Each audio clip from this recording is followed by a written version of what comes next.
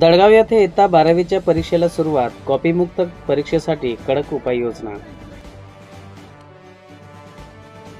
दडगाव तालुक्यात आजपासून इयत्ता 12वीच्या परीक्षेला सुरुवात झाली आहे. परीक्षेची पारदर्शकता व गुणवत्ता राखण्यासाठी प्रशासनाच्या वतीने कडक उपाययोजना करण्यात आल्या आहेत.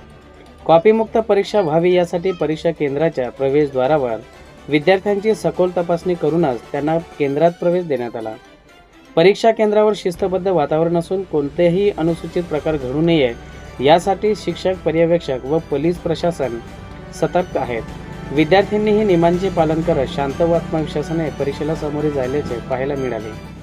या उपाययोजनामुळे परीक्षा सुरळीत पार पडत असून कॉपीमुक्त व निपक्षपातीपणे परीक्षा घेण्याच्या प्रशासनाच्या प्रयत्नांचे सर्वत्र कौतुक होत आहे.